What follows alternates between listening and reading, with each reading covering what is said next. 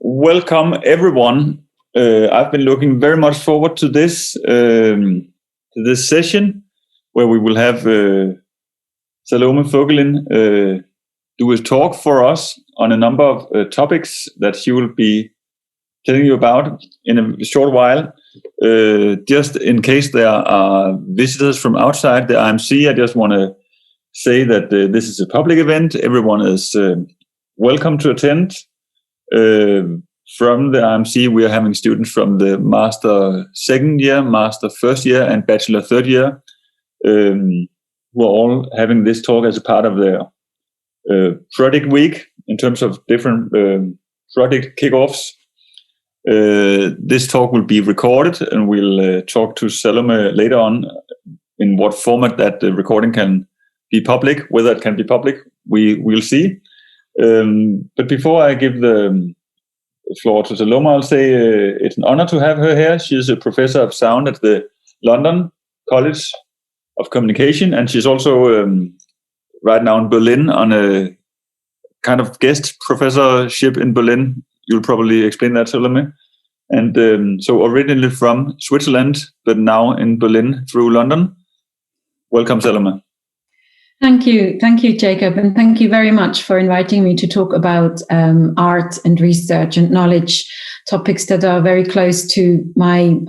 It's very passionate for me to make art part of how we think and how we understand the world and the knowledge we have about the world and ourselves.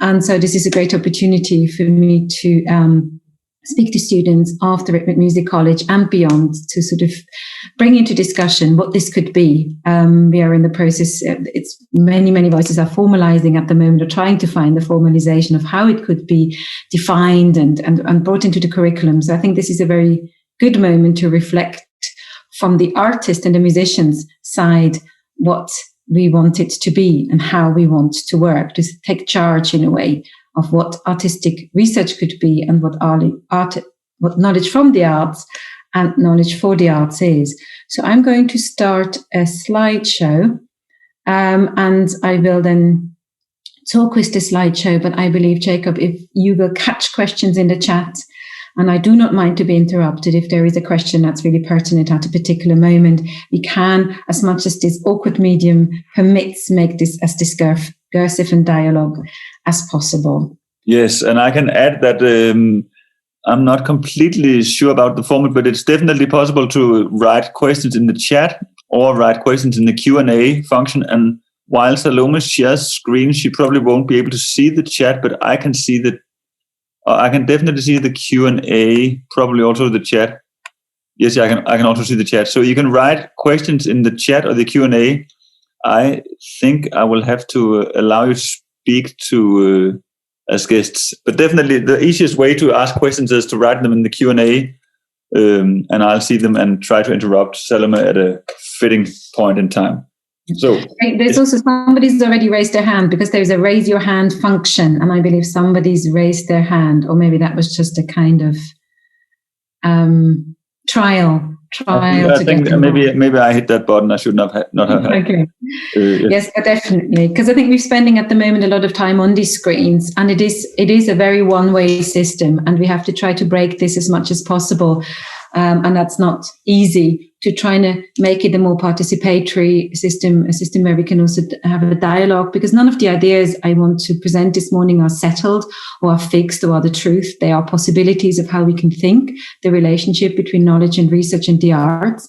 And that in a way, in as artists and as musicians, everybody has to find a way of working with it or understanding where they are with it. So for me, there's absolutely no prescribed way. So in fact, there are possibilities of finding a way. But I still kind of like this idea that they are the knowledge for the arts, the knowledge we produce to understand art and work in the arts is one sort of arm, or I can imagine as one sort of arm, and then the knowledge from the arts, the knowledge we produce from how we work, be that through technology, through new modes of doing something, and I will go into a description of that in much more detail.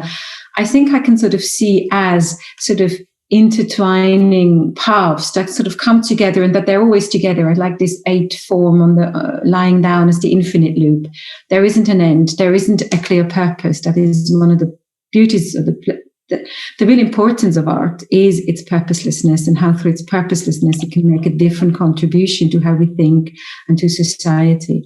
So I kind of like this infinity, and also that we can find in between, in all sorts of shades of space, where we can find ourselves, our identity as an artist or a musician, how we want to work with knowledge and from this knowledge. So I hope to give you all some sort of thoughts to take into your own practice and to work with your own practice and to consider yourself in relation to research and in relation to this knowledge.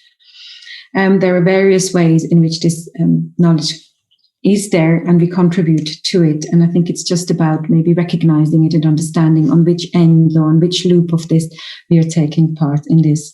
And I also see it as a conversation between art, research and knowledge, where they meet and where they're not mutually exclusive, where we do not have to be a researcher but cannot be an artist at the same time, or a musician at the same time, but where actually they come together and we can be double agents, triple agents, and can do very many things together.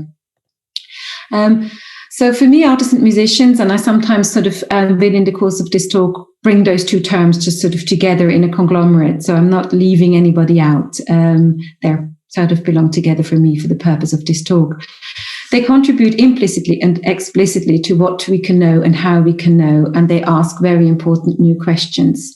And also what's very important to me is that they can question whose knowledge can count. So they can make a critique also of existing knowledge frameworks, of existing disciplines. Art can sort of work interdisciplinary, but it can also soften and challenge certain disciplinary boundaries and certain taxonomical knowledge. So knowledge we take as scientific truth that can be rethought through the arts. So in many ways, when artists work with knowledge, it's also a decolonial purpose or a decolonial drive to rethink who is the author of knowledge and how are we taking part in it, which to me pluralizes things. So that's a very important role for me that artists have to play in knowledge.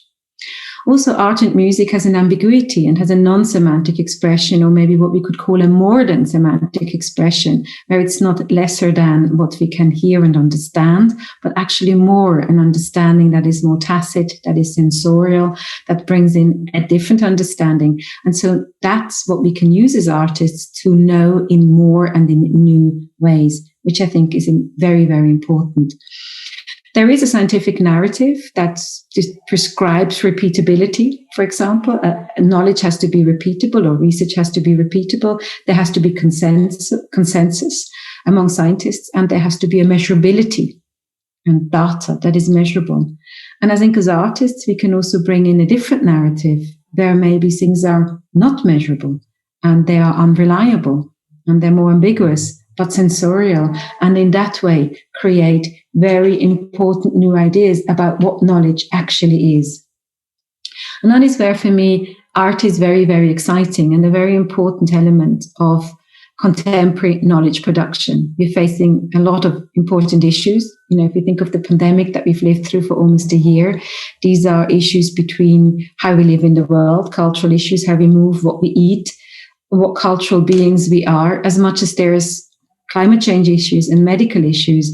And it is at these intersections that arts can really work, producing cultural knowledge and introducing different possibilities of knowing a situation, asking new questions, working with innovative technologies and methods and processes that can engage in artistic issues and artistic working, but at the very same time can also engage in these great challenges of today that we are facing and that we have to deal with. Briefly now, a few slides later, to me. So I'm Salomé Voegelin. As Jacob has already introduced me, I am a professor of sound at the London College of Communication, University of the Arts London.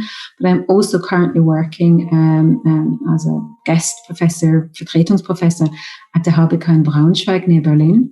And I quite enjoy that, seeing how different institutions actually work with art as knowledge, art as Wissenschaft, as study, but also art as a practice and how that works. I think that gives us great insights in what we can do in that field. I myself supervise, I have a PhD, so I've done a practice-based PhD. And I supervise PhD students. I mentor early career researchers in their research projects. And I also work on review panels for funding for practice-based, particularly for practice-based research projects, as well as also doing my own research projects, one of which I will get to speak to later.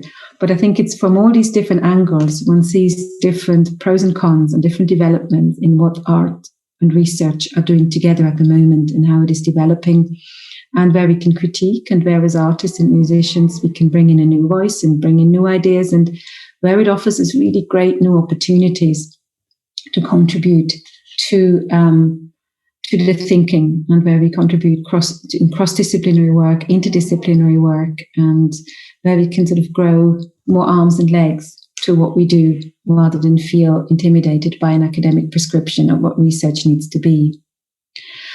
So art research knowledge is, in a way, at the moment, an emerging field that much is written about. Many people talk about it, many symposia are happening, but in other ways, it is a very, very old field. I mean, artists and musicians have always researched.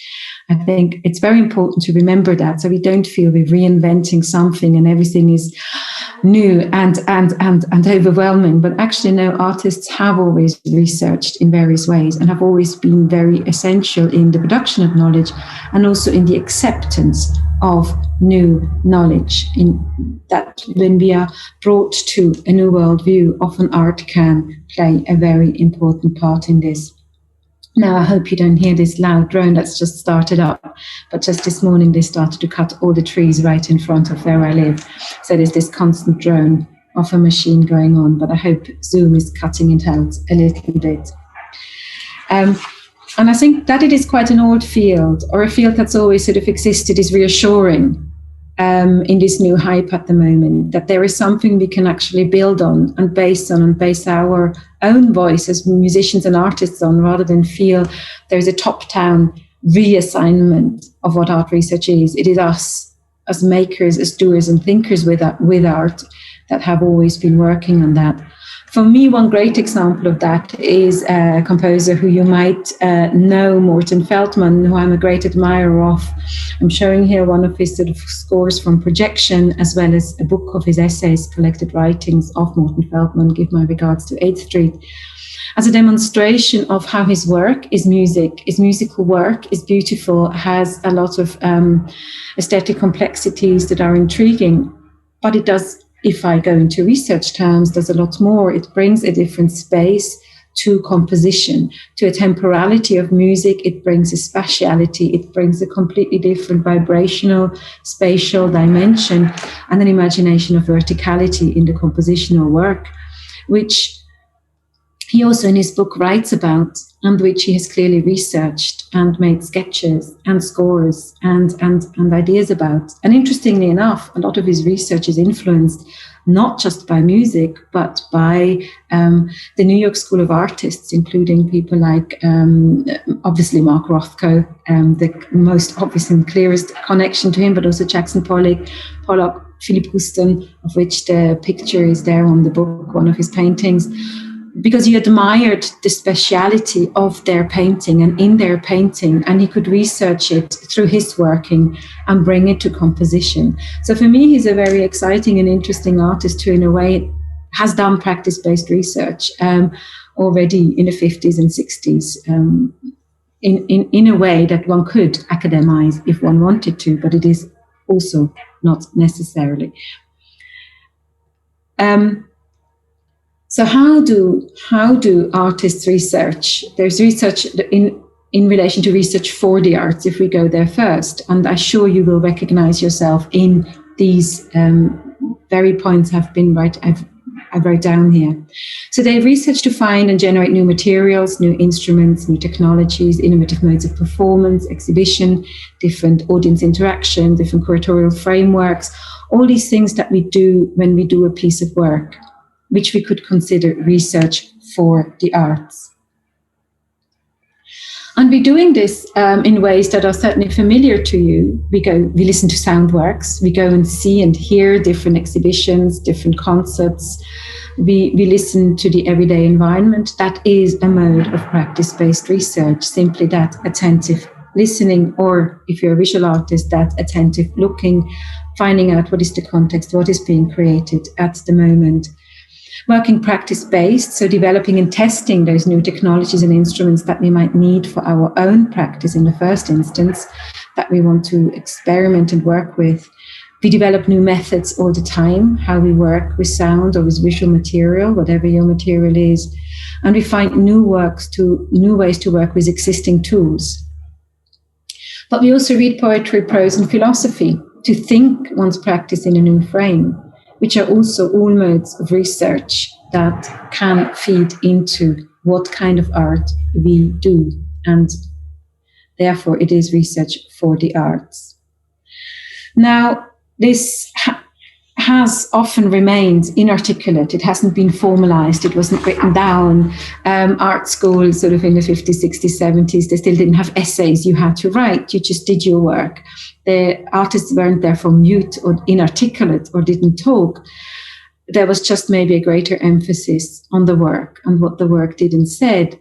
However, artists always did notebooks or had notebooks that I think are one of these elements of their practice that show us exactly that art research is not something new. So this is Paul Klee's notebook. Of course, he also used it in a formal way to give lectures at the Bauhaus University. But nevertheless, for him, these are studies, these are thoughts on colors, on what works for him as a painter. Joe Tilson, an art notebook on the pop art, on the pop art work. And Arnold Schoenberg's notebooks with scores, with colors, trying things out, moving things around, that are evidence of the research. And Pauline Oliveros, who you might also know, an insight into her notebooks that are very scribbly, and there are signs, evidence of all these artists doing art research or research for the arts, research for their art in any event.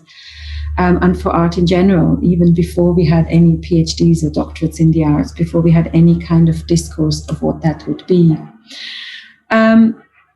But I am actually very much in favor of a bit of formalization. I will get back to that, how I think, because it also gives art the status and funding and all sorts of opportunities that it might not have if we do not express this competency that we as artists and musicians have, if we do not make a claim for a space in that.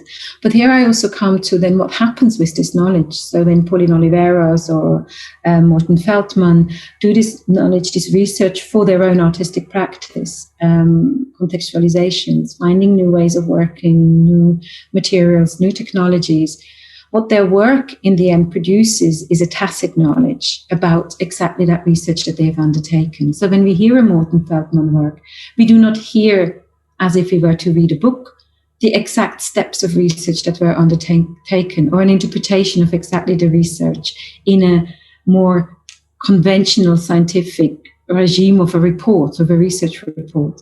But in his compositions, as well as in Pauline Oliveros' composition, there are the tacit, the feelable, the sensible residues of exactly that research, which bring us with him to the space that he's researched and that he's created in his compositions, and that we then, as cultural knowledge, can carry forward and have developed sensory skills.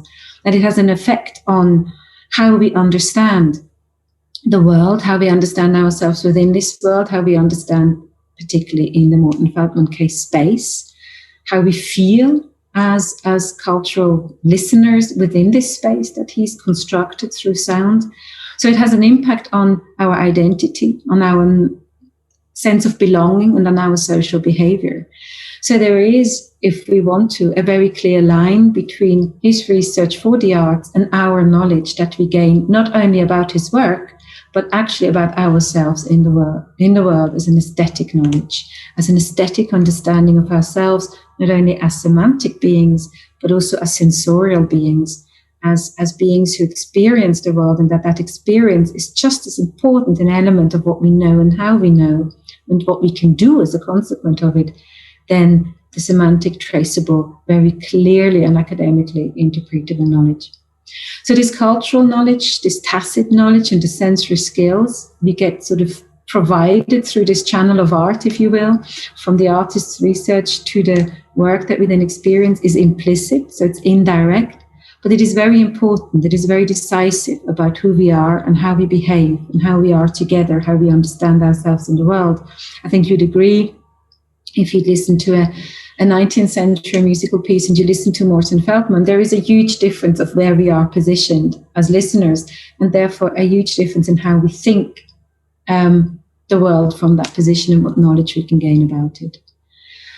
So it can determine also what knowledge and whose knowledge. So other voices can become audible that are maybe not in the mainstream of academia, that are not in the mainstream of policy making or in the mainstream of books. There is, again, a pluralization possible in this material and aesthetic knowledge in how we feel, in how we understand the world.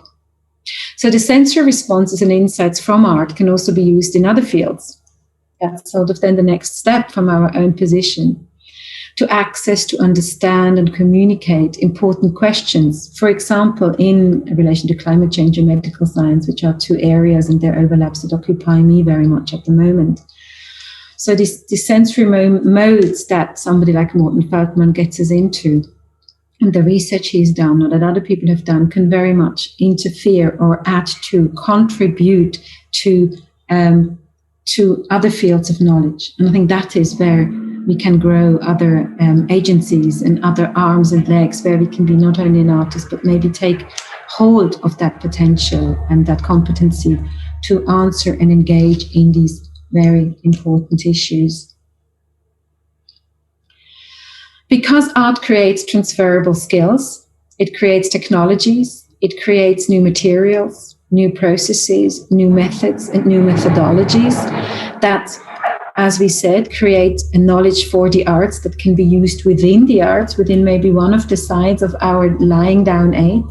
But at the very same time, these can also be used to transgress disciplinary boundaries, to go into other disciplines, to be repurposed, to be used in different contexts, to bring our thinking from material production to other production and other questions. And I think that's where we can think of ourselves most gainfully, in a way, or more usefully, that we do not have to become researchers on the scientific model. What is much more the case, we have a competency, we have a very clear ability to work, and we can bring that. So it's not about us becoming scientific researchers, it's much more bringing our mode of working and research that is long-standing and established to scientific research. And I think that is a very important point for me.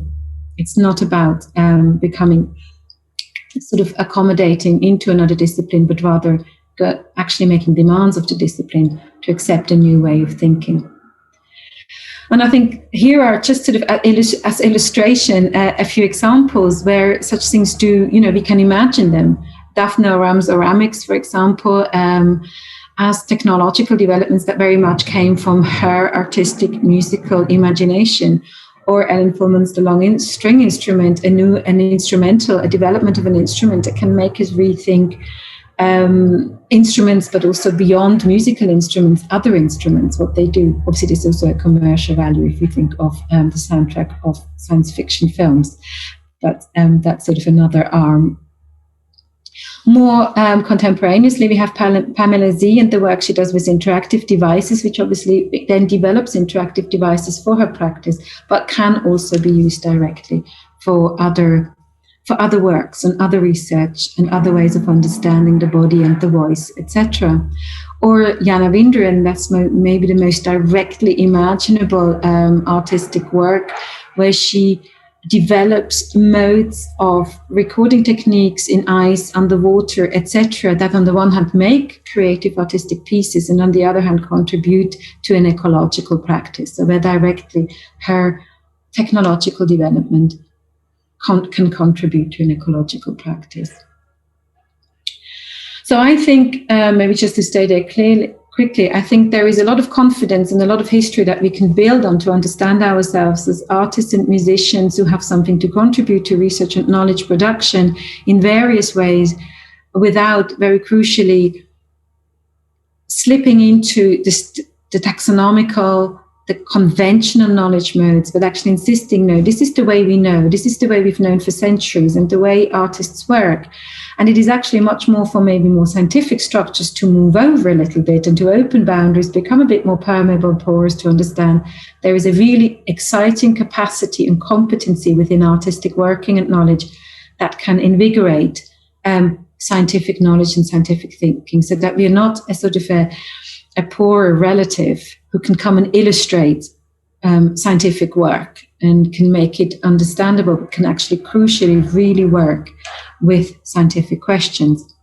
And this is one of the most important things for me, because obviously art, an artist does not necessarily have to answer questions as much as a scientist does.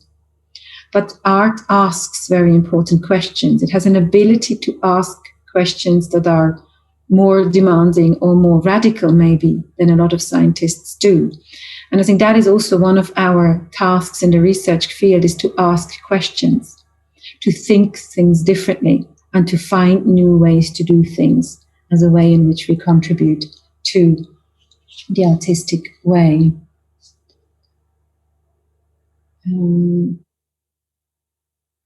So in many ways, we're sort of at this juncture of a formal approach, an academic approach, and definitions, maybe with the versus, in a way, the ambiguity of artistic practices, where some things remain unreliable, maybe unspeakable, where we're not quite clear why we come to this sensory understanding, or where exactly is the relationship between Morten Feldman's research into space and my different understanding of space once I've listened to the piece, where not everything can be clearly defined and articulated, and yet something very important has happened. And in the huge discussions, and this is sort of a bit of maybe a slight detour, but I think it is an important detour because it is so present and current at the moment.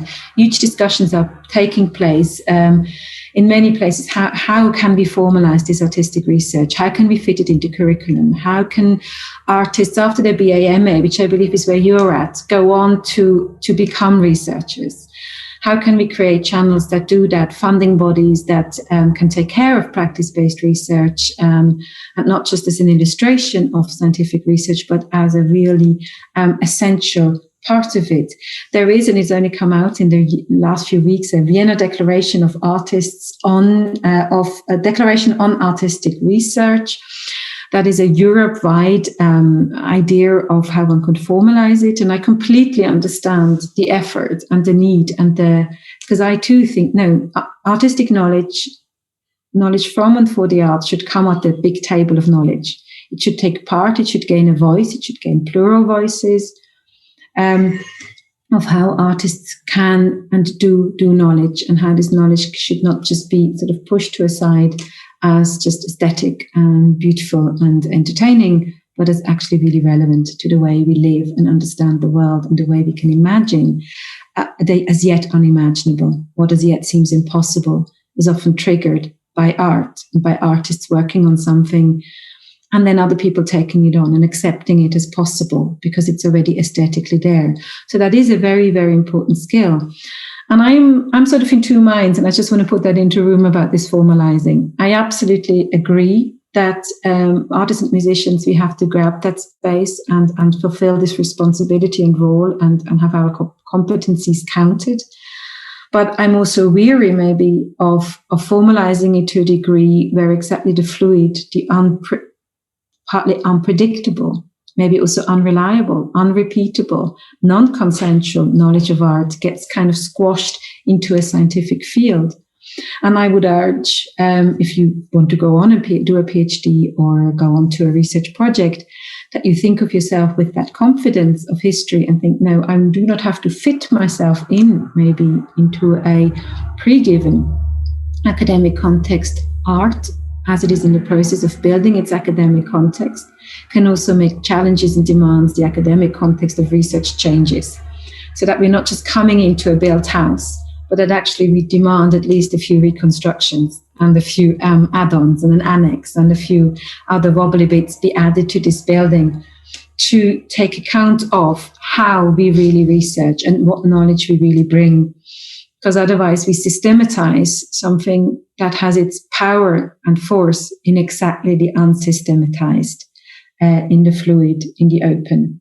And I think that is something, obviously, we could, maybe if the webinar allows, a little bit discuss how you as people who might go into research can be part of this, not only building of a straight path for artistic research, but how artistic research can also help rebuild and question some of the walls and the disciplinary boundaries and the conventions that exist within research in all disciplines, and change it around. So maybe instead of calling it the Declaration on Artistic Research, which seems a bit of a top-down thing, we should call it a Vienna Declaration of Artists on their research, so that we have plural declarations and plural practices springing up and gaining rigor and value and legitimacy through doing, rather than through a systematized handbook, say, or whatever. I haven't seen the declaration, or I haven't seen the full declaration, so I don't quite know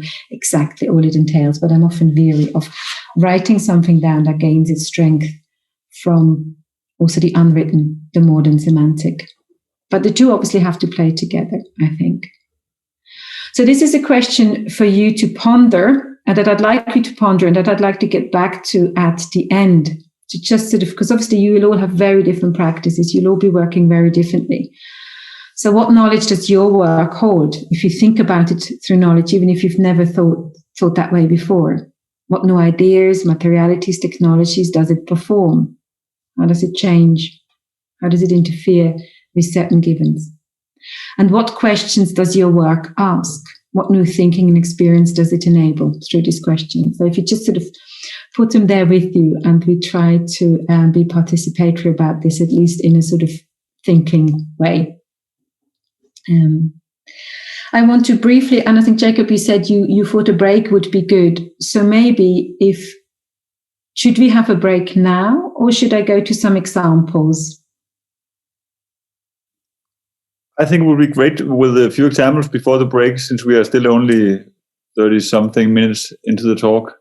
Okay, great. So maybe I just speak so fast that I'm much not as fast and not as far in as I thought. But that's great, having more time.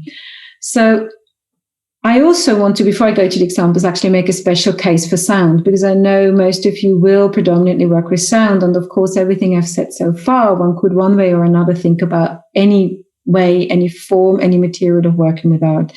But I think there is additionally to the unreliable and the ambiguous and the modern semantic capacities and competencies of art, there is something in sound or sonic thinking. It doesn't even have to be sound as a material or a sonic concept or a sonic sensibility that brings something very particular to artistic research. And I think it is interesting for me that sound art and the more open musical practice and this emergence of art research go a little bit hand in hand, even if maybe they don't directly speak with each other. But I do believe that sound and sonic thinking makes a lot of new thinking possible also within research. And for me, there's obviously loads and loads of texts, a growing library, growing ideas about sound and sound studies as a very growing field in various different ways, in various different sensibilities, some texts that are very historical, other texts that are very philosophical. And I think one text that helps me make this special case for sound is by Jean-Luc Nancy, and I don't know whether you know this book. It has a very unfortunate cover, and I love that I found online what I believe is a Chinese version where that very unfortunate cover of the naked Rubenesque lady is covered up, because I find it sort of like, do we really still need these covers? Do we really still need, in a book on sound, objectify a body in such a way? So I love how this Chinese version has a sticker exactly there, not out of prudity, but simply because I think we don't need the gaze when we're speaking about sound. So Jean-Luc Nancy is a philosopher, a French philosopher, who doesn't very much at all write about sound in general, but he's written this what I think is actually a very useful and very beautiful book on listening, and not many philosophers still do write on listening and sound. And I only want to read to you a little excerpt to go to my reasoning why I think sound has a special cause, a special place in artistic research. So he writes about listening. He writes in French, écouter, and he writes about how this has been used as in espionage, so in eavesdropping, in hearing things, and then he sort of asks two questions, and it's the two questions I want to read. The two questions he has before, this is quite at the beginning of the book. What secret is at stake when one truly listens? That is, when one tries to capture or surprise the sonority rather than the message. What secret is yielded, hence also made public, when we listen to a voice, an instrument, or a sound just for itself? So his idea that there is a secret, there is something at stake, there is something when we truly listen that we don't get to in conventional, in normative ways of getting to the material. So when we forget the semantic and we just listen to the sonorous, the vibrations, the rhythms that are in a voice or that are in the sound of an instrument or in the sound of anything, that he sort of places in there a secret. And I like this idea of research in relation to secrets, that we are uncovering secrets. And then is the other question. And the other, in the sociable aspect, will be, what does to be listening, to be all ears, as one would say, to be in the world mean? What does it mean to exist according to listening? For it and through it? What part of experience and truth is put into play? What is at play in listening? What resonates in it? What is the tone of listening or its timbre? Is even listening itself sonorous? So this kind of real philosophical reflection of almost unanswerable, almost like asking, why am I?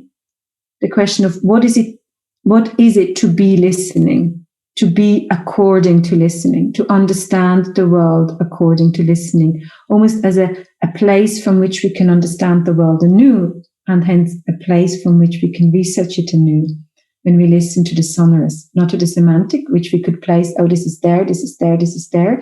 I can hear the source off. I can hear the sound of the car. I can hear the sound of the plane. But rather when we try to be according to listening and hear the sonorous. I mean, that's maybe another sort of interaction here is together with these questions I've just given you, you can try to imagine that place, which I suppose as musicians, you actually inhabit a lot of the time. You actually inhabit it probably a lot more than an ordinary person. You're probably in that place, but it's a matter of grasping it as a place that is not normal and that we can use and from which we can contribute something very specific to artistic research. He then goes on and talks about it as an intensification and a concern, a curiosity and an anxiety. And I really like that as a kind of primary condition of research, curiosity and an anxiety, so that we don't set off as researchers, oh, that is what I want to know and that is where I'm going to go, but that there is a sort of more principal curiosity and then also an anxiety, so a fear in a sense, or an uncertainness, doubt, that drives us to research in this sonorous place of listening to the sonorous that seems very, fluid and not as tangible as if I come with a mathematical formula or some data or some measurements. It is a much more ephemeral place, and that is doubtful and uncertain, and that's why it's not on the grand table of knowledge at this moment. But I think it is exactly because of that it has so much to offer to that grand table of knowledge and to those very important global challenges that we are facing, because it offers us such a very different and very demanding position. So I wanted us to sort of tune in to this place that Jean-Luc Nancy opens and then goes on in the course of the book to discuss and find out where it is, what is it exactly. So he tries to find answers to these questions, and I'm quite glad that he kind of doesn't, because I don't think you find them in theory. I think these are questions that are answered through exactly the kind of practice-based or practice-led research that art and music can do. But to, for me, myself, not to just be somebody who's just going to throw loads of theory or loads of theoretical thoughts at you. I brought along, as it were, some current and past PhD students. I sort of virtually brought them along with me to show you some of their research before I speak about my own research project. Salomé, there's one question that I think would be good to bring up now from Lee Gilboa. That writes, I have a question about the sentence you said, we don't need the gaze when we talk about sound. And it writes, recently I have been battling with the question, what is the gaze in the sonic sphere? And I am curious to know if you ever think with the gaze in sound, or what would be your answer to the question, what is the gaze in the sonic sphere? Well, that's a really interesting question. I mean, the gaze is a very theorized word, particularly in relation to film and video making. And it's often associated with the male gaze, so with this sort of white, heterosexual gaze that defines a lot of filmmaking, particularly. It always astounds me how many films are just unquestionably from that angle. And then in the same way as Morten Feldman influences us, give us that angle to view characters in the real world, give us that angle as a norm. That is how we are to look in the world. That's how we are to look at women, at white people, at black people, we sort of, through film, our gaze is being organized. And that's why I was a bit disappointed that this, I understand there's the whispering eros and it's about listening, and I get the kind of thing, but I think it is also very unthinking to have this direct our gaze into the body of this naked woman as it is in this book. That's why I said what I said. Now, what I quite enjoy about sound is that it can disorientate that gaze, that normal gaze. It can, like Jean-Luc Nancy suggests, anxious-making way, leave us without a gaze or without a target to our gaze, where these unthinking orientations that film and video and art can give us in a visual sense are disorientated, where all of a sudden, no, I don't know where to look. And I don't know how to look at that thing that is essentially invisible. Another interesting aspect of that is Maurice Merleau-Ponty, who speaks about depth and how the gaze cannot reach depth because it only ever sees the front of something. So I see the front and I see the front clearly and I'm oriented towards the front, say the front of my computer now, I see the screen, but I can't see behind. So I have to imagine the behind of the screen and I have to sort of synthesize it together and memorize it from the past. Whereas in sound, I can always hear all sides simultaneously. So sound in that way does not have the same gaze. It hears in a much more diffuse manner and therefore to me can offer a critique to that very gender, race, culturally orientated gaze that I still feel obviously contemporary film questions and works with. And I'm not saying we're stagnant in sort of 50s filmmaking, say, but still is there. Now, I hope that was kind of an answer. Sounds like an answer to me. I can also say there was a comment in the chat. I don't know if it's in the Q&A about don't only build an annex, writes Morten Svenstrup, change the foundation. I don't really hear that as a question, but it's still relevant to this discussion you had, Salomé, about whether art is an annex to the building of scientific knowledge. But I hear that I read Morten's comment as a comment, not as a question. Yes, I mean, I that is exactly what I'm trying to say. I think when we are invited in now by, say, this Vienna Declaration onto this table of knowledge, I think we have to be very careful to step onto that table very confidently, sure of our competencies and of our history that I've tried to show a little bit, and say, no, we're not just going to sit down at your table. We actually want to also generate the table. We want to design the table. We want to design the way in which, say, we do a PhD, or we design a research project, or we determine what an objective in research can be, or what methodologies can be. And what is interesting is when we go to the examples, in all this, and the reason I use examples of PhD students is obviously because I've accompanied their research, so I really understand where it is research, where it is art, and I feel I can talk about them rather than there are great artistic figures like Lawrence Abu-Hamdan or Jana Windren who essentially do this on a kind of global stage. But here I can really see the nuances of where art and research meets. And the fact that each one of these projects entailed to a degree methodology building, which is what I find so fascinating, that it's never just, here are the methodologies of, research in chemistry, and I'm going to do this project now, and then I'm going to tell you what I found out. But because we are in such a fluid and also purposefully unreliable working field, every research project brings with it the need to build methodologies. So methodologies meaning the way we work. And that in effect, each one of them, these projects, does not only contribute to the question they're asking, but also to how we're asking questions. And I think that is really key to making a claim for sustainable research from and for the arts that is its own research rather than adapted to, that is in dialogue with and in conversation, of course, but doesn't just neatly fit in, but bring its own odd shapes and demands.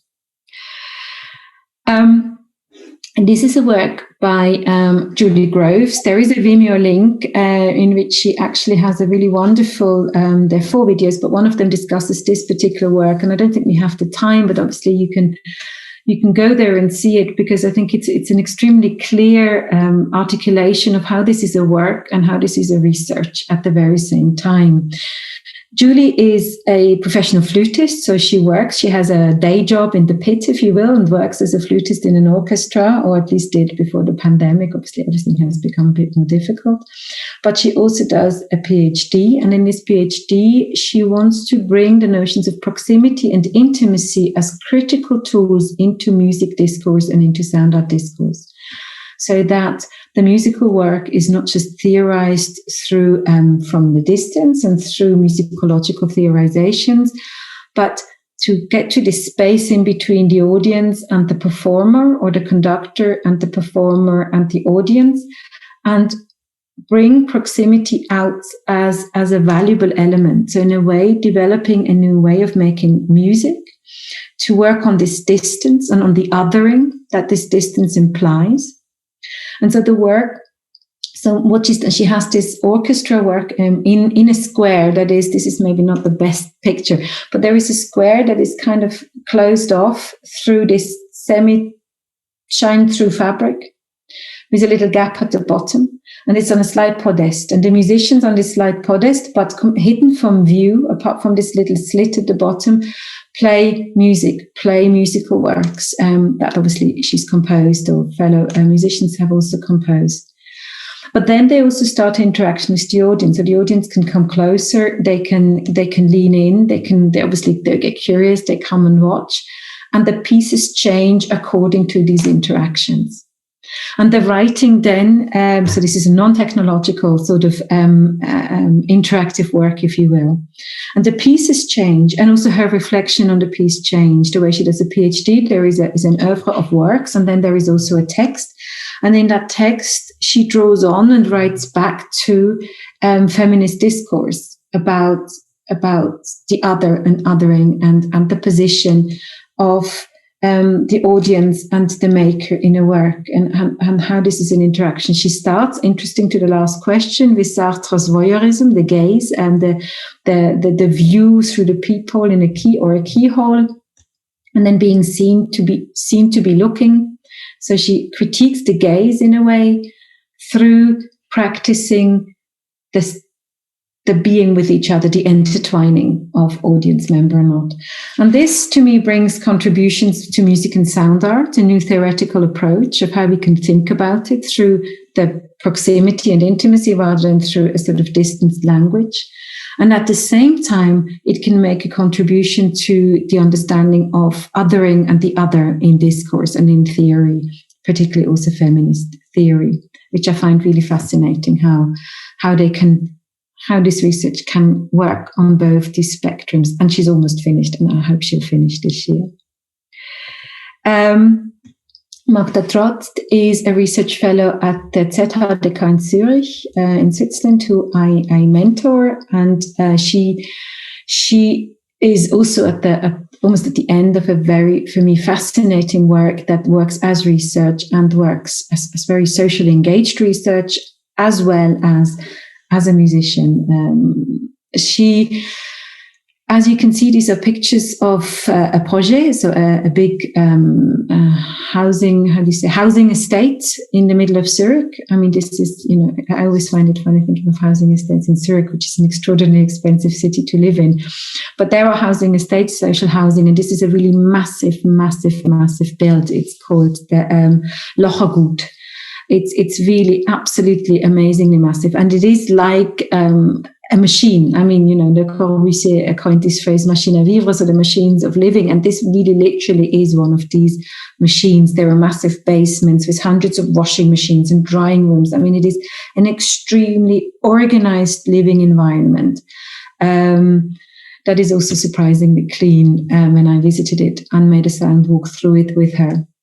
And she has spent time researching this building, its location within Zurich, its inhabitants, its dynamics through sound, through making recordings in various locations, through trying to understand through sound walks how this building works, what it does to get to the unseen, to get to, I guess, the sonorous exactly, to understand it. This is sort of a poster she's made about the research, which I think is, I'm sorry, I completely forgot that this is in German, but it basically summarizes the research questions, how she worked, the strategies of how she worked. Some of these words are clearly translatable, field recording and so on, and what she found out, sort of the possibilities and realities of this building from a sensory knowledge of this building. So in a way, it's a sensory ethnography of this building.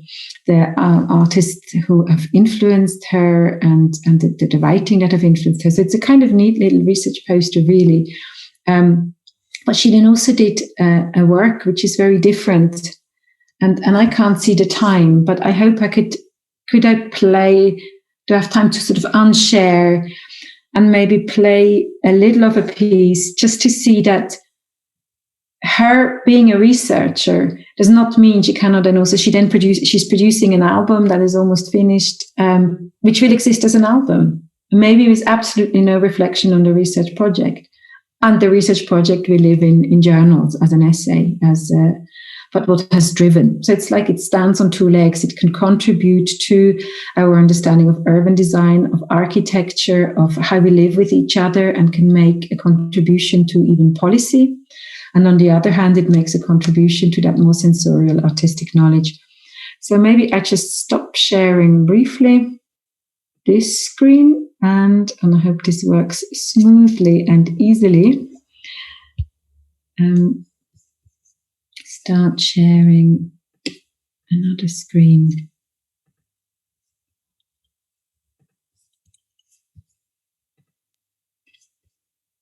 So what you see here now is her SoundCloud, and obviously you can make a note of her name if you are interested in listening more. And I'm just going to play a bit.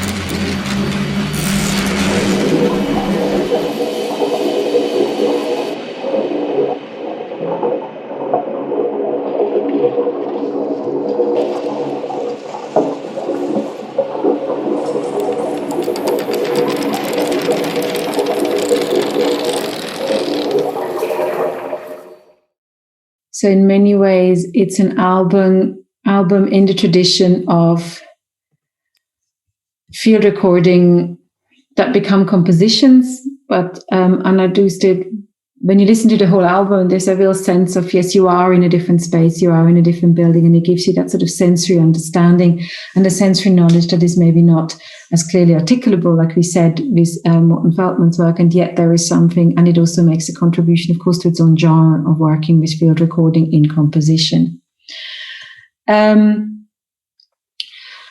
This is another work by another PhD student at UAL, Kate Carr. She is a very prolific artist, field recordist, composer, performer. And this is a work that is part of her sort of research portfolio for the PhD, but that was also in a gallery exhibition called Air Matters, Learning from Heathrow. Her research is very much concerned with geography and how we understand where we live. It started off with contested geographies in Northern Ireland, in between Mexico and North America, but also in Brixton, where she now lives, where there's also contested spaces because of regeneration. And this is about the sort of contested space or the difficult space around Heathrow. Heathrow is a huge airport in West London. It is extremely noisy. It is, of course, important for the economy, but it is detrimental to ecology and also to people living there. And her work here addresses the belonging of space and how we feel that the geography is not only on the horizontal, but is also in the vertical, so that, yes, we can walk here, but then flights go overhead all the time, changing at least sonically, but also, of course, invisibly, ecologically, through air pollution, how we can live underneath. And yet this is never addressed. It is not addressed that this space above us belongs to Heathrow. And this was all put together in the context of the desire to expand Heathrow. I think now with COVID and Brexit, that probably won't happen. So there is some silver linings right here. But it is a very interesting project because what she tried to do in a very playful way for the community or with the community and addressing the issue is, first of all, enter a channel of dialogue, because while we can hear the planes, of course, they can't hear us. It is their airspace. The airspace is commercialized, it's bought, it's invisible. We can't see who it belongs to. And so quite illegally, she put together these balloons equipped with speakers who then sent our sounds up into the airspace in a way so that they would meet, that the airspace would meet our space and their space. And we could start to have an awareness and a discussion about whose space this is and who should have a say about it, and to make aware also of course, the pollution that goes hand in hand with it. And I think it's a very playful work. I can quickly press the play button.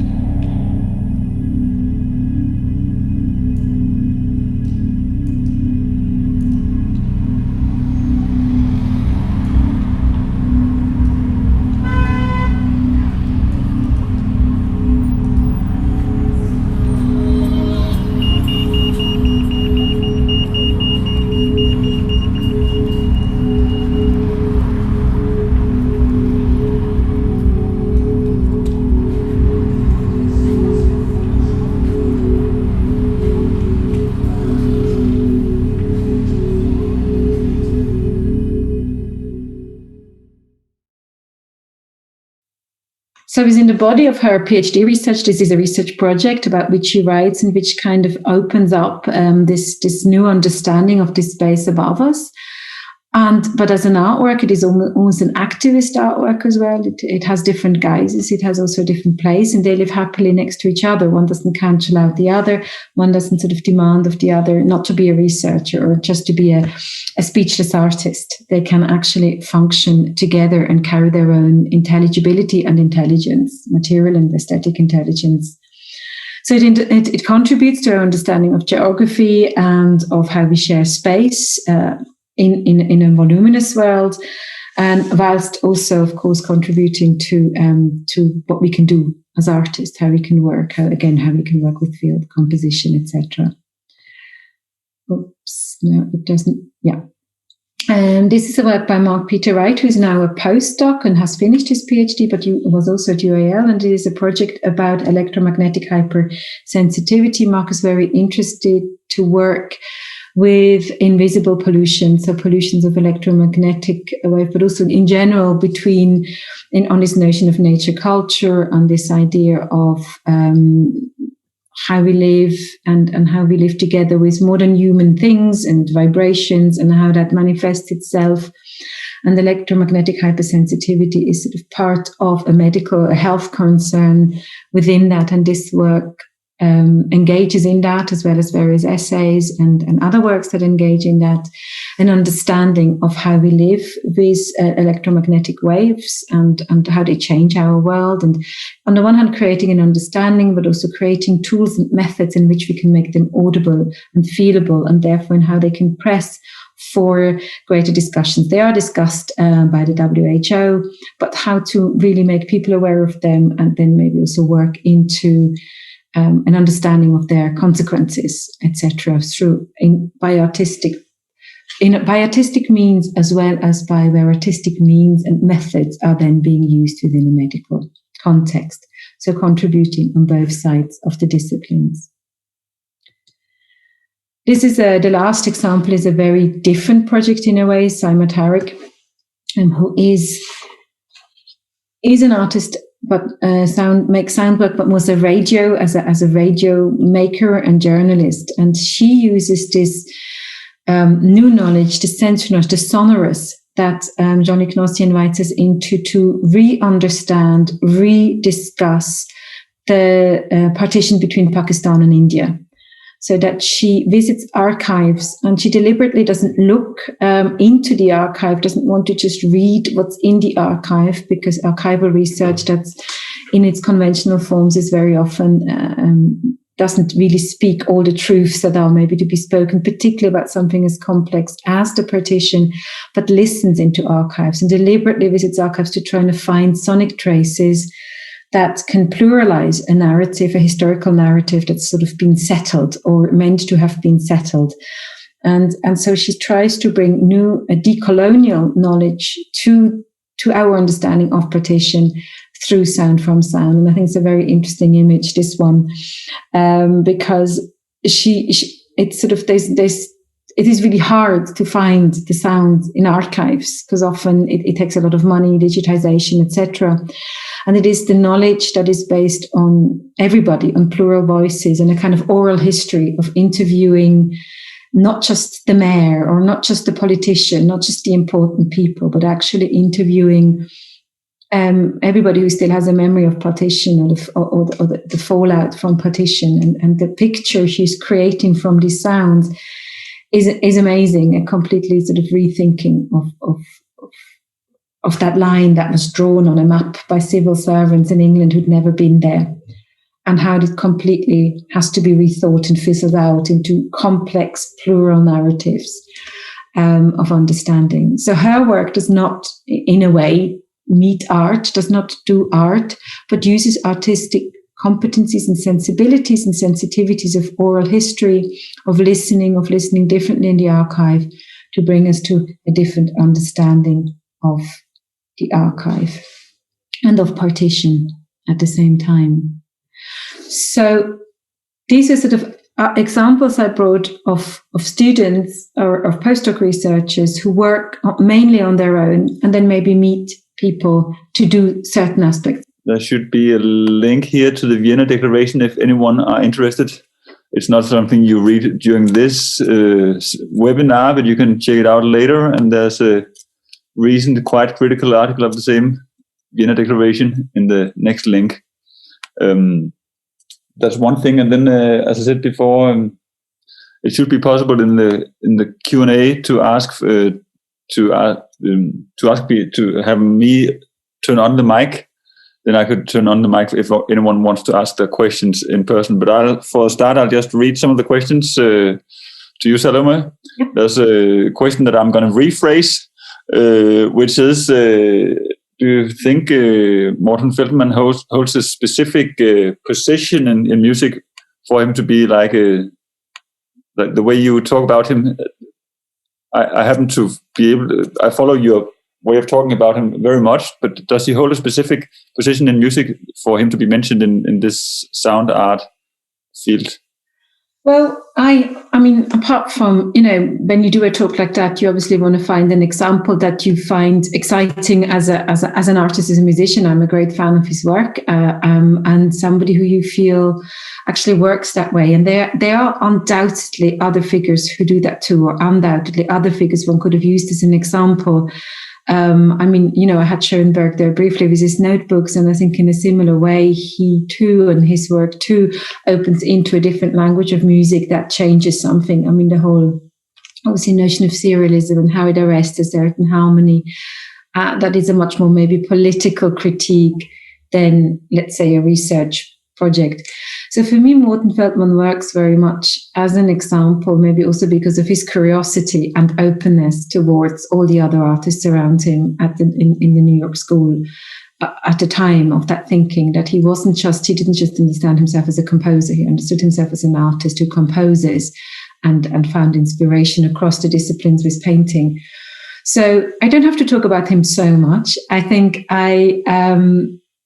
I just think he's a very good example, and I hope he'd be an example that maybe also you would have come, or a lot of you would have come across, so you could have imagined what I'm trying to get to. But yeah, I would say all the others on the list, also Paulina Oliveros, could be similarly focused on and dissected between her practice and her writing, because she too did obviously books and these sonic meditations and notebooks that open up a similar thinking, that she didn't just make her music, but with her music really change positions and orient ourselves in a new thinking. Yeah, but I do like Morten Feldman's work a lot. That too. Yes. Then there's a question from Oliver. I don't know if you want to read it, or should I? I can ask it and you can answer it maybe. Okay. No, you do. You can go ahead. You read it and try to answer it.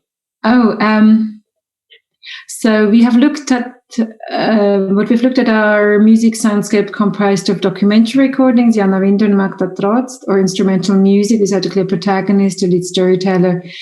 Is the researcher in this example somewhat emotionally removed from material like a documentary filmmaker? Can you think, have you met projects that do not? I actually think that might be my misrepresenting the work. I think Magda Trotz, who is obviously very much in there. Yes, I've played one track where she's not singing, but there are actually some singing tracks. I mean, if a vocalist necessarily represents a more embodied practice, I don't think so. I think even as a field recordist, you can have an extremely embodied practice, even if it's not your vocal sounds or instrumental sounds are in there, but it is always, a field recording is always a recording of you in the field. So you yourself are in there by just the choice of the microphone or the choice of the recorder or the shoes you wear, the jacket you wear, which all becomes part of what you're recording. So I think there are all, certainly Magda's work is a very embodied practice, and she is the protagonist within there. And I would not consider it as a documentary. Also not with Kate Carr, as in Kate is also, like Magda, she also performs her records. So she's very much a performer as well. So I think they really placed themselves in the middle. Funny enough, Magda Trotz's original practice is that of in theatre, as a performer in theatre. So I think she brings that person with her, and as I said, Kate Carr performs the work. I don't think that this research I'm talking about is documentary or is removed. Again, this kind of scientific removal. I think it's the very opposite. I think the real understanding or the real different knowledge of the arts we get when we understand it as an embodied knowledge, as a sensory knowledge, as to do with a material knowledge. And obviously, I cannot speak for Jana Winder, and I find her works, particularly the ones that are very installed in a big scheme, they become very embodied through me, the audience, and very emotional, actually, to hear these sounds from deep down in the ocean. I don't know where she would place herself. She'd have to answer that question, I think, herself, because I don't know about her working processes. So my answer is, I don't think they do that. And if that's come across as documentary, I didn't mean to do that. I really actually wanted to show the very opposite. These are very diverse projects that can write as much as document, as much as perform, and exist in that plurality they generate the knowledge they're generating. Thank you very much, and I hear that also as a question or answer for Oliver's follow-up question, that you think objectivity is not something that is necessarily anything to strive for. Well, I think objectivity, I don't even know whether there is, whether we can ever be objective. We are oriented humans, to quote Sarah Ahmed. We have an orientation in the world, a cultural, a political, an ideological, a gender and race orientation. That is always our subjectivity. And maybe some artists are actually more aware of their position as not being the only position to take than a lot of scientists, who simply understand this position that they have as this is objective because it's normal, without ever questioning where this normal comes from. Who said this was an objective position? Who said this was the norm? The norm is a construct. The objective is a construct. And I think we as artists, we're probably much more aware and alert to the constructions of that normativity, and therefore able to put it into the research process and question as itself an element, and to pluralize these. If there are objective positions, we must pluralize them, because there must be so many of them, because it's not. So no, I don't think. I think the questioning of objectivity is probably one of the tasks we as artists and musicians have, because we know it simply doesn't really exist. Even within mathematics, it doesn't really exist, I would argue. Yes. Interesting. And there's a question from David Engelbrecht Simonsen about Merleau-Ponty, and whether you ever used him or his thoughts in your research, perhaps with his concept of the body, the meat, and how sound could be inserted into his philosophy. Yes. So you mean the flesh, I guess, rather than the meat, which is a slightly different translation, but philosophically quite important. So yes, I'm a really big fan of Maurice Merleau-Ponty, partly because he, despite never really talking about sound directly, he talks a lot about the invisible space. So he has one fantastic book, The Visible, the Invisible, which is published posthumously because he died quite young, in which he really goes to the invisible as a phenomenological possibility. And for me, and people working with sound, there's a lot in there that we can translate out into sound, from that invisible space, from that blind space, from that not seen space, through which we can find a philosophical understanding of sound. So I have used him, if I can say I've used him, or I've written through his ideas and from his ideas in my writing, and that has inadvertently then influenced how I would set up a research project, or what I would try in a research, because he's made it sort of help me think it. Definitely. Yeah, so I recommend him to read for anybody interested in sound. Yes, thank you. And then there's a question from Jo Annevelin. I'm interested in how Simataric's work overlaps also with historical research methods, as the quality of the sound heard in the archive is much more issue-layered than simply being able to make out the words. I wonder if she has been able to discover or has kept track of what kind of equipment or microphones or other recording apparatuses were used in the deterioration of archived audio issues. This is exactly the area of my own PhD and so forth. So thank you. Any further links? Yes, it is a really interesting question. I think for Saima, it's also been sometimes a little bit frustrating that the archives, particularly the archives locally in Pakistan that she's visiting as a Pakistani, she's not allowed to go into India, which makes this research even more problematic and difficult. Have obviously not the technology we have, so it's become very hard to access exactly the sound. So that is one aspect, that actually access itself has become an issue within her research. How can we actually access these sounds? And then the other one, and this is really interesting, how do we listen to the archive? And there's this really wonderful author, researcher called Annette Hoffmann, who's also written many things that are in English, a new book now that is only in German, about exactly that, what you're mentioning here. The idea of that very often when you go into an archive and you listen, what you hear most is actually the person who's done the recording. What you learn most about is the recordist. and their position. Again, that kind of objectivity. They have a subjectivity rather than an objectivity. Their political position, their financial position, what recording equipment did they have?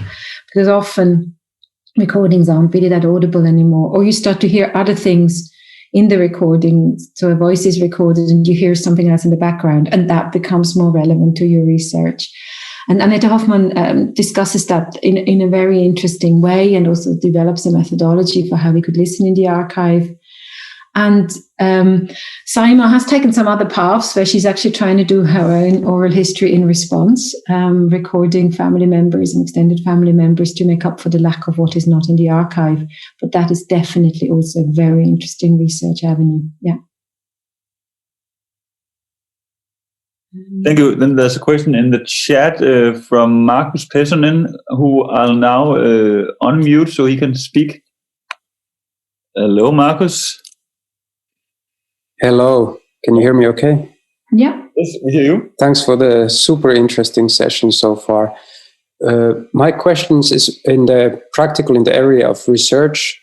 And as a background, I've been working multidisciplinary like 3 years in the areas of sound, embodied listening, culture studies, and technology, this cross-section. And can artistic research in a PhD level happen as a part of a multidisciplinary group process with others, or is it reserved only for postdoc?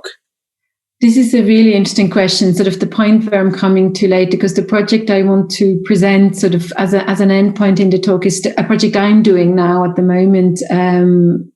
And it brings up, which is a bigger project with a bigger budget with more people. And I understand that if you do, say, a PhD in geology, you're part of a team and you answer a question from within the broader question within that team, and you would publish papers under the name of also your supervisor. And it is a much more team thing. I can imagine, I think it could be possible that PhDs can be made within teams. A bit more like postdocs are, as opposed to the postdoc I have came into a team. It was a job he could apply for, and came into a team, and the question was already there. And he's now working with his artistic skills to these questions. So if it's possible on postdoc level, I don't see why not on doctoral level. It does. Maybe what I find so exciting about all the PhD students I've accompanied so far is that because they've worked in a single project, they could bring that artistic freedom and maybe also a bit of anarchy and undisciplinedness of artistic research to their project. And if you work in a team, that has less space. So I think that is an area to be discussed and to tried, really. Thank you. That would be interesting because it often happens in other areas and we often work in collaborations. So it would be a shame to narrow down the work just for the sake of the research. No, absolutely. I think if I had an application of somebody who wanted to do a joint or a group research, I definitely think, yeah, let's figure it out. Thanks. Yes. Thank you. Thank you, Markus. I'm going to mute Markus once again. If I can find out. Yes. And then we have a question in the Q&A once again from Jordan. Do you want to read it, Salomé? Yeah. You mentioned Jean-Luc Nancy and his question idea about the listening that goes beyond the semantical and somewhat secret is a very close to Pierre Schaeffer's idea of reduced listening generally. Autonomous listening, in your opinion, what is the secret in it? It's interesting you mentioned Pierre Schaeffer. I think, Pierre Schaeffer's whole project, in a way, the music, working with Musikkonservatorium at the very beginning, one could say as a quintessential research project in sound and in music. One could sort of go back to that and fill that into the history too. And I think definitely it works on the notion of, is there a secret? One could say, is there a secret in the music, in the objet sonore, in this concrete sonic object that has lost its attack and lost its envelope and just stands as a concrete object without a source? Does it reveal us a secret about sound? And I think that's worth some research, whether these two could be, at least an essay, whether these two could be brought together and understood that way, definitely. With Pierre Schaeffer, I think it's always a shame that towards the end of his life, he made these taxonomies and the secret and the curiosity was gone a little bit for me in the taxonomies, the organization then of the secrets. I'd like to stay with the secretive and not have the reveal. And then the second part, could you say something about the notion of nu that you're using and how, in relation to that, she would connect Deleuze's idea that profound repetition? I am not very Deleuzean. I have to just say that right from the beginning. Yeah, I find Deleuze is useful and was useful in the 90s and the early 21st century. I think time has overtaken the idea of the rhizome somewhat with Google and the Wi-Fi and the internet, where everything is always becoming, and the criticality of that rhizomatic network has so been taken over by the neoliberal discourse that maybe we need other radical strands. But I agree that the word nu is very flimsy and my use of it very imprecise. I suppose nu, sometimes you have to, as an artist, do software development because the software doesn't exist the way it doesn't do what you want it to do, or you have to invent an instrument because you can't get the sounds, or whatever it is, small thing, a different cover of your microphone so you can record something differently. So new is maybe a big word, but we make adaptation and we transform certain existing technologies to do what we want them to do within art. And that is where I think a very fertile field of research lies, because very often when you're tied in as a researcher within a commercial venture, you have a clear aim. This product has to do this. And as artists, we don't have that so much. I have an aesthetic aim. I have a material, a musical aim, what I want this microphone to do or what I want this and that to do. But I don't have the commercial backing, but I also don't have the commercial constraints or demands. And so that's what I mean by new. Maybe a better word would be transform, regenerate, generate, work with. That's maybe a better word. And to go back to Deleuze, I actually probably simply can't answer it, to be honest. I think repetition is can, of course, transform. I love, for example, drone music, which is, if you think of Brzezinski, total repetition, radical repetition. And I like it because it does cause a profound transformation. But I'm not sure. Yeah. Thank you very much. And there was a question in the chat before the next question in the Q&A from Borea. Says, would you say that in Merleau-Ponty we could speak about an audible flesh, audible and the inaudible, or sound and silence?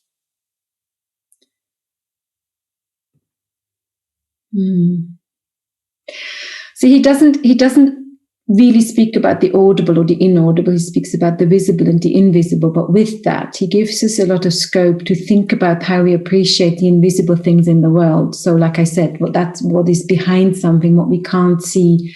How do we generate that in vision? We have to synthesize it. We have to imagine it from memory. But in sound, it is never invisible. It is there. It is the existence of simultaneity, as he says, par excellence, as at the total example of the simultaneity of existence is the invisible. And to me, the sort of exemplary existence of simultaneity is sound. And obviously that sound, to him, the flesh is a word that is our ability to be touched and touching. It is our sensory openness to the world is the flesh. That's how he talks about the flesh and the intersubjectivity that enables us to be together and touch, being the toucher and the touched in the world, and so a sensorial openness. And so if I, this is now sort of a short offhand speculation, if I say the invisible is the simultaneity that the visual can't have, then I'd also say the invisible is the simultaneity of being flesh, of being constantly in a sensory contact with everything around us, rather than, well, I'm not with that because it's behind that building, I can't see it. This deserves probably also a whole essay, and then how it relates to sound and silence. I think silence still has a simultaneity. I would maybe more say the visible is really the mute rather than the silent. But yes, I think there is much to be made with these terms that could make us understand or could help us articulate the world in sound as opposed to in the visual, or together with the visual. I hope that was in some way, somehow useful. I found it really useful Before we go to the next question, Salomé, I thought if we also, at the time of the break, we kind of maybe interrupted you almost mid-sentence. So is there anything we can go on with the questions, which I think we should. But if there's anything that you think you forgot to or didn't get to say before I interrupted you, then you can. I just want to I obviously would like to present, also because it responds to some of the questions, the more joint research project, just to sort of go maybe have a presentation out of the singular ones, which have that kind of can keep that artistic freedom a little bit into a bigger funded research project that I wanted to present. But I don't know whether you wanted to finish the questions first and then go there, or go there and then come back to the questions. I see 4, 5 questions, out of which a few of them are kind of short. Let's try to do the questions now, and after the last question that I see now, we'll go back to Salomé's presentation. Okay, because maybe then there are more questions after, or we can have more discussions. That'd be nice. Yeah. The next one from Dr. Anne Schulke, media artist from Düsseldorf, currently working on an art project in a housing estate in Germany, working together with other artists, video, sound, music, sculpture, using the surrounding and the architecture for our process. Do you think it is possible to really collaborate with the people living and working there? Isn't it always a kind of colonial gesture to work as an artist researcher, and with artistic tools and methods in a public space? I think it's a really, really important and difficult ethical question of who, is it sort of the inhabitants of this housing project that you work with, do they become the sort of colonial subject, like you say, the anthropological subject that gets documented? For Magda, the great thing was she lived in that. She's only just recently moved out. She lived in this huge, massive housing block. So she was her own anthropological subject, and her experience over years of living there and walking these corridors and using these washrooms and so on, made this project for her a necessity, but also possible. But there are artists who are very good at, what you do. I think, it's very important work to make people aware of how we live together, to then feed into policy and how housing has to change and what is missing, what is lacking. One of the artists who I greatly admire for how he works in such community situations is Michael Karikis, because he really spends time. So he doesn't just go in and out, that kind of, I go in, I take some photographs, I'm out, here's my project, this is in a gallery and it's all splendid. But he almost tries to live with people and interact with people and make people part of the process. So he's not ventriloquizing, he's not just documenting them, but he's actually working with them to understand the particular questions that he's looking at. So whether that being see women somewhere in South Korea, or teenagers in Kent, he lives with them. So his projects take a long time, and they always involve residents. So you might want to look at his work, Michael Karikis, and that might provide some answers how it can be done sensitively and ethically, because I think the conundrum is there, but it can be overcome. Thank you. And then Veronica Bileka, if I pronounce it right, says, I wonder if you know any new technologies that you could use for voice art. I'm basically searching for inspiration with voice expression. I don't know if you have an answer for that, Salomé. Not me personally, but I showed you Pamela Z, the artist Pamela Z. I think she's got great websites, and she's actually very open about how she uses technology and what technology she uses, how she builds it, what people help her build it. She works in teams also building it. She could be a really good resource to look at, because she uses her voice and then uses various mechanisms to replay her voice. And so, yes, have a look at Pamela Z. She might have all the answers you need. Yes, and then there's just a comment from Hein and Margot and Niklas, who asked the Morten Feldman question and say they like him too.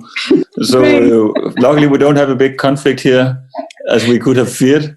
Yeah. No Brexit or Feldman exit happening here.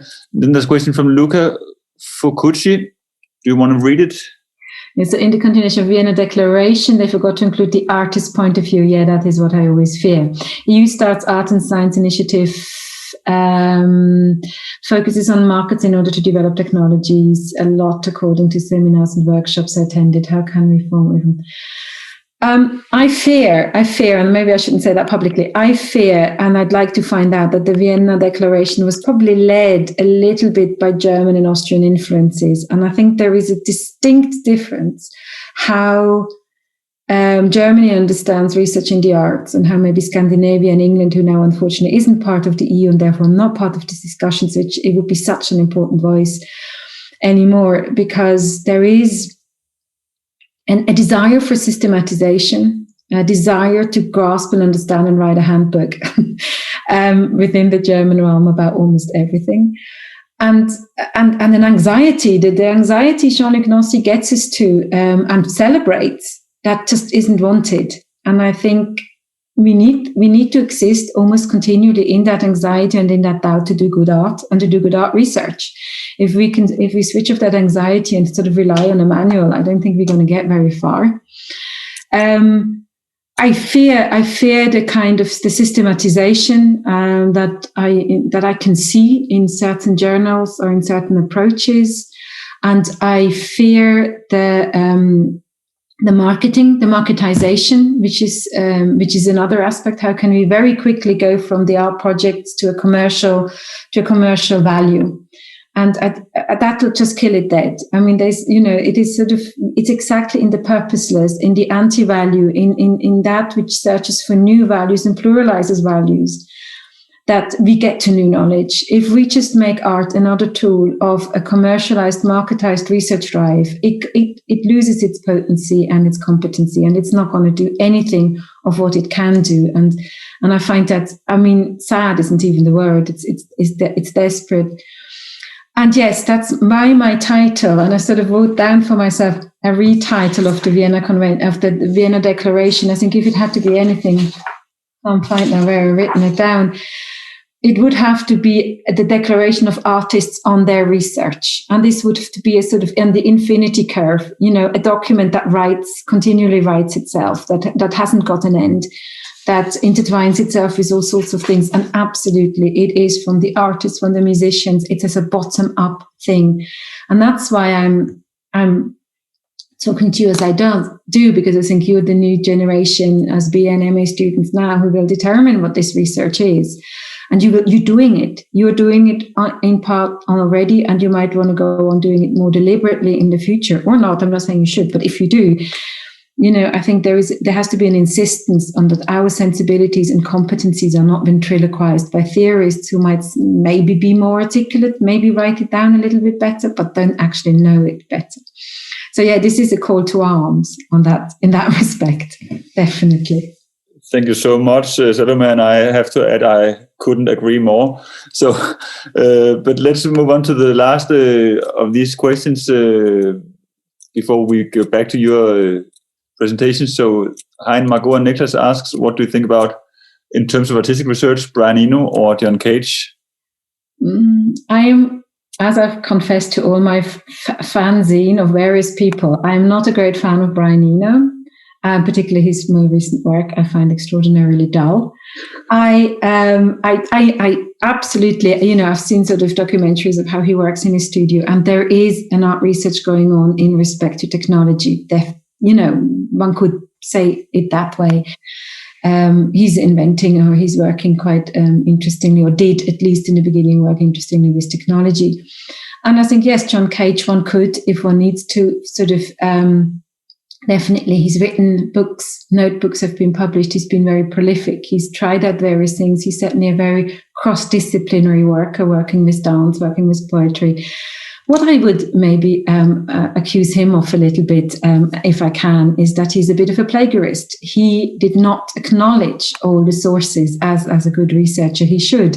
A lot of the African-American dancers who influenced him greatly, or the Langston Hughes say the poem he kind of stole or appropriated from the civil rights movement. There is no acknowledgement, and maybe historians are to blame there a little bit, that they didn't take care of these networks that he worked in. He's not a genius in that sense of an alone figure. There's a whole network of people. So I think definitely research, but he would fail on the referencing of his research. Yes. Thank you so much. And then we have, time is running, but we have a possibility of going back to some of the points that you wanted to show us, Salomé. Yes, if I can just, and I don't want to sort of, obviously, if you're already tired, kind of go, now I've got to find out how I move forward. But I felt to sort of round up, obviously the projects I'd shown you, and that feeds in a bit into the questions, are projects by individual researchers. They were articulated by individual researchers. They applied for funding or for a place and then did that research, obviously with a supervisory team and very often with partners, temporary partners, but not as a team from the beginning to end. And this is one form, I think, that can be very useful, particularly for junior researchers to work on, what even on MA level or maybe even on BA level, to a sort of degree one already does anyway, or one learns to do. But there is obviously this team working. How do we work as a team? How can we work in a team? And this is a project I'm the PI of. So there is a PI, there's a principal investigator, but there is a whole team working on this project. And so it's a slightly different way of working. It has less freedom, but therefore it has many more possibilities. It's called Listening Across Disciplines. The web link is below, and it is a project that tries to do what it says on the tin. It tries to, I'm struggling a little bit with the forward motion. So this is obviously me, and then Anna Barney. She's a professor of biomedical acoustic engineering, and she's the co-investigator on this team, which is the PI and a co-I and a postdoc and an administrator. And there are teams that can be much, much bigger with various co-Is. And obviously it's very interesting. Her research is in lung health. She listens to lungs. And my research is into listening in a more artistic way. And we've been working together now for quite a long time in how my thinking around listening can change or develop her listening to lungs, and also obviously vice versa. And then we set up this project. So it's a research project, a funded research project that tries to systematically investigate the potential of listening as a legitimate and reliable methodology across the arts, humanities, into science, social science, and technology. So that listening can really be celebrated and legitimized within disciplines that might use sound, but only register it as data, like decibels, or that have machine listening, so they don't have any actual listening, or even disciplines that don't listen at all, but that have data that could be sonified and then listened to, and therefore give us access to different knowledge. But even auscultation, which is the discipline of listening to your lungs with a stethoscope, how they listen is still very systematized and medicalized with charts. And then obviously there's always the problem where what do we not hear when we listen like that? Could we hear more? And that's where as artists we come into it. Can we break up and more diverse listening ideas? These are all the institutes who work together. So again, already you see when you do a bigger research project, all of a sudden you have a lot of partners, and you really have to think, well, how will you network them together, or how will you approach them individually? How do you deal with these people? How can they all bring out different facets of your research? So in urban acoustics is very different from the auscultation people at University of Southampton, etc. So you bring different people together and you start to see what your overlaps are and not, how we listen and how we listen differently. So we do a lot of field work, and that is where postdocs come into. They often get sent into the field. They sort of do that work of interviewing people, being in conversation, participating in the lab. So our postdoc, which is Mark Peter Wright, who I showed you his own work before, he still does his own work too. He gets sent into particular labs and then works with people. We go all in together. We do an interview. I've actually got that. We just listen. That's what we do. You don't have to see that all. But that's kind of how our method and the way we do it. When you listen we to measure speech, intelligibility. it's totally not what I meant to do. It's an automatic process. We measure intelligibility. Sorry. Can you still listen to a sentence? We don't know how to move this, and they will write onto a keyboard why what this they have heard. switches on sound rather So than then we just check. slide on. Voila. So because you work in a group, you have to maybe work slightly more structurally. So we have this sort of cycle where we go into a specific lab and we talk to people. We make an entry interview. we then leave, as it were, Mark Peter Wright, the postdoc, there to work with them for a couple of weeks or a couple of months, and we are in contact, and we kind of find out what is happening, and then think, well, how can we now bring our listening to theirs? So what are they doing? What could we bring to that? Because it's also still a networking work and a work out, well, how is listening actually done within the sciences? How do they listen? What do they understand by listening? Are they also after the same secret we are? What are their methodologies, etc.? So we sort of built a cycle of how we do that. Yeah, little arrows. But then we also do workshops. So we workshop with researchers, PhDs, or postdoctoral researchers at the different points, at the different institutions we work with, to bring our sense to them and then debate. So Edinburgh, they do, for example, speech synthesis. So they develop all these announcements that you hear in the tube or on Alexa or on all these devices. This is one of the research labs that does that. But also for medical, of course, if you have, say, motor neuron disease and you lose your voice, you need an artificial voice. They're doing these artificial voices. And it was very interesting how they listen, how they test their listening, how they have booths to go in and listen to. And it's all about intelligibility and naturalness. So very different criteria that we might have as artists to what is a good voice, what is a nice voice. On the other hand, they had not thought that they're not only creating a voice, but they're also setting a standard and setting up a criteria of value and quality. That the Alexa voice, which is a very white voice, is a woman's voice. What that means, her gender, her race, what does that mean? Or what does a voice of the tube or the metro mean in their gender and race specificity? So we made a workshop with them on an ethics of speech synthesis to help them rethink their blind spots in a way, where they weren't thinking that they were not only creating intelligibility, or they were not only responding to intelligibility, but they were creating intelligibility. And that the more we have these voices, any other voices, say with a really strong northern accent, we won't be able to understand anymore because we've been given this perfect voice. And another workshop here where we dealt with hearing impairment. So what does listening mean in hearing impairment? How does that come into this notion of speech and speech synthesis, and how else we can hear voices? Because obviously for them, intelligibility is everything. What does it then mean if somebody has a hearing impairment? So it's a kind of two-way stream. We find something out about the various scientific departments we dive into, and then we try to work with them to develop other ways in which what they're doing could be done, or other thoughts, other questions that we feel are important for them to ask and to take into account. And where we've gotten to, particularly during lockdown, as we had to arrest fieldwork a little bit, my last fieldwork visit was incidentally at the Copenhagen University,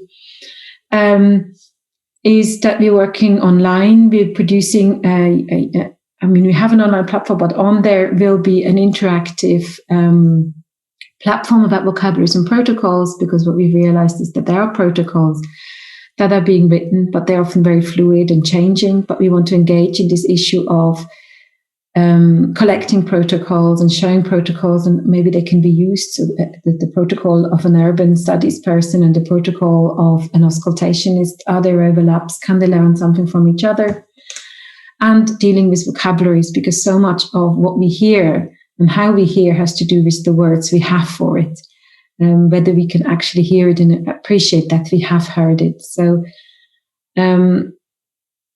vocabulary has become a very important part of our research. And with neither of these do we want to close something down. So we don't want to make a lexicon and a manual, the very opposite of that. That's why it's going to live online, or it's living online, and it remains fluid and participatory, so that, yes, there is a rigor, but this rigor is not a system. It is a process. It is a practice. It is a practice of creating the infrastructure to work across disciplines with sound and listening without overstabilizing what we can hear, which would make the listening again very, very pointless. But you can, to keep it a little bit short. It plays a big role. I'd say it's again. Voila. To keep it short, I sort of leave it there.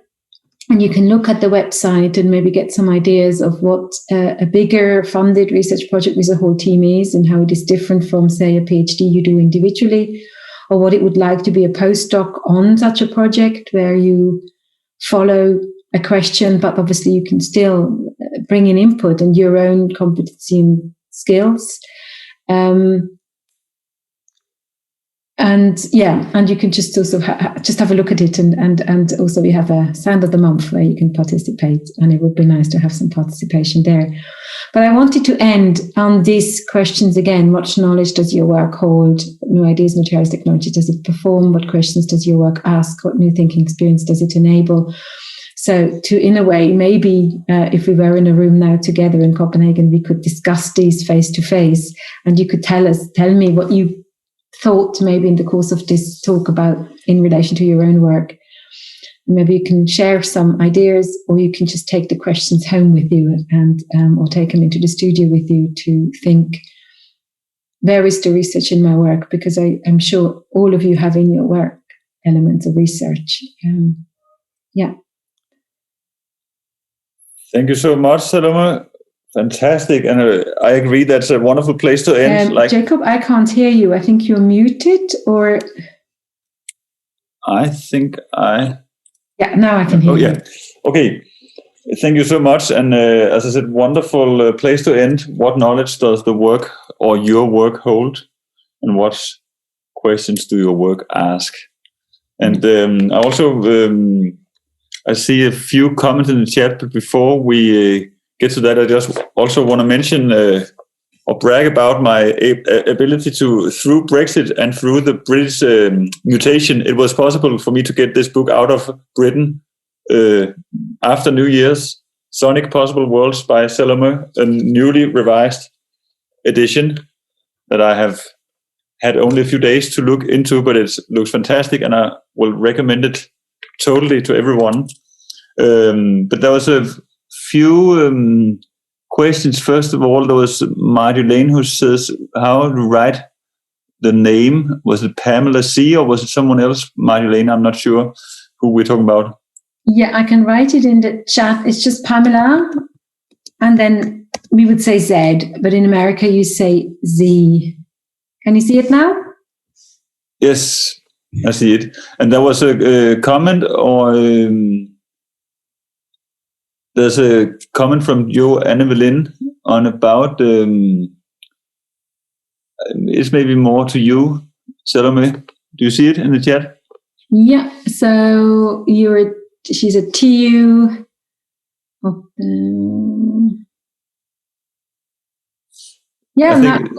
Send me. I can make a note of email, or you can send me an email. I gave my website in the beginning. It's just salomevoegelin.net, and there is an email there, or the email. I can type my email in here. I'm always happy to get more questions. Voila. Yes. So I think we could talk forever about these topics. I have so many comments and questions, but I think we should stop here because it's past 3 o'clock. Yes. And I'm sure this is not the last time that we will invite you to RMC, whether it's online or hopefully physical. It has been completely fantastic to hear your thoughts and to discuss with you about all these highly relevant topics, relevant from a artistic level and from a political level and sensory, epistemic level. There's so many perspectives that are highly relevant, even though it's probably coming from more research-based perspective than many of our students now. But I hope that our students enjoyed it. I'll have a talk to them later this week and hear what they thought. Then there's a little, there's a few comments in the Q&A. Do you want to read it, Salomé? How are you engaging with University of Copenhagen in the project? And second question, how do you present your research outcomes? So the University of Copenhagen, the Sound Studies Lab, is one of the partners. So we visited them and we sort of basically put them through our treatments, as it were. We've investigated how they, who have a more musicological, anthropological listening, how they listen, what status listening has in their work, and then Mark stayed a while and worked with them, and then we've come back and we've discussed about their vocabularies and protocols, and from there, funny enough, we sort of try and expand. I'm trying to actually write an application to continue working with the University of Copenhagen, but also with other departments on the listening, but obviously we haven't got the money yet, so that is all a more hopeful position rather than a real position. And how do I present the research outcomes? Well, obviously there are, various ways. There are sort of peer-reviewed journals that you can intermittently write something for when you think, I've got something interesting, this is a good moment where I can publish it. But we also do events, public events, where we sort of do more performative engagements. Points of listening is one of these vehicles we use for them. But they're more engaged in outcomes. So where we think we have an outcome and we bring it to a group of interested people and sort of try it with them, as it were, or discuss it with them. We do podcasts, a lot of podcasts. So on the website, you'll actually find a lot of outcomes are in podcast form or in text form. So actually, that is another great thing artists and musicians can do. The outcomes, that is another thing we have to work on. What are outcomes that artists, what are knowledge, research outcomes, and how can they be valued? And I think that is another point where we as artists really have to be at the beginning of this discussion involved, that a show, an exhibition can count as a research outcome, a concert can count as a research outcome as much as an essay or a report. But that takes some doing still, I think some work still to convince institutions and funding bodies and so on that is the case, but it can be done. Yeah. Yes, and there's a question from Luca about whether we have other similar events, and yes, we do. And I'll just try to post something in the chat right now. We have interesting stuff happening tomorrow. It will not post. Maybe the text is too large. I'll try to post it while we talk on. But there's a talk tomorrow, Wednesday, 3rd of February. 1:00, double artistic research presentation with Magda Myers and Torben Snekkestad. And then Thursday, February 4th, 9:00 in the morning, there's a talk by Ulrik Krieger from Zoom, via Zoom from LA, CalArts, on the future of music. Those two talks are public and it should be possible to find at the RMC website, RMC.dk, in case my pasting does not work. Salomé, do you want to take the question from Nico? Yeah, what are the thoughts on auditory display design as tools for sonic knowledge? I don't think I probably know enough of auditory display designs to know exactly what you mean. Yes, I guess. I mean, do you mean sonification? I'm a bit baffled by auditory display design. Or do you mean the sort of thing you get on your computer where you very visualizes your sound? Yes, sonification. Yes. I mean, sonification deserves a whole other lecture or talk or conversation, because I think there is a lot of potential in sonification to work, particularly with disciplines that do not use sound. So, for example, as part of our project, we work with LSE, that's the London School of Economics, on social integration data. Social integration data, as they collected, funny enough, comes from interviews. So they interview people, then they transcribe it, and then they make it into data, spreadsheets of data of how many people earn so much, live there, what race, what color, what so on. So originally, there is a sound, there is a human being, there is a sensorial knowledge involved, and then it gets stripped down into data to be used for what they're doing. And we're going to go back in there with a data designer, a sonification designer from Stockholm called Sandra Paletto, and sonify that data in order to exactly get back a little bit of the sensory data that has been stripped away. And so I believe there is a huge potential in sonification, that it can bring back or bring to data some of a more sensory knowledge. However, a lot of sonification that I have encountered sometimes gets a bit illustrative and pretty and not aware enough that the algorithms it's doing or the parameters of the sonification are aesthetic decisions, and the aesthetic decisions aren't thought about enough in relation to the questions or in relation to the data that's being sonified. They're more sort of, oh, I like it, so I'm using it. But the I like it doesn't really do that much in relation to what the work does. So yes, sonification has a great potential, but only, I think, if one really understands or works with all aspects that are involved. Yes, and I realized that your mail was only to the panelists. Now it should be to all attendees. Oh, thank you. And it's 3:11, and I have right now no unanswered questions in the Charles Ives way. So I really want to thank you so much, Salomé. And I think we should give everyone a chance to have, if they're in Copenhagen, they will have sunny weather, just have a chance to have the last hour of outside sun these troubled weeks.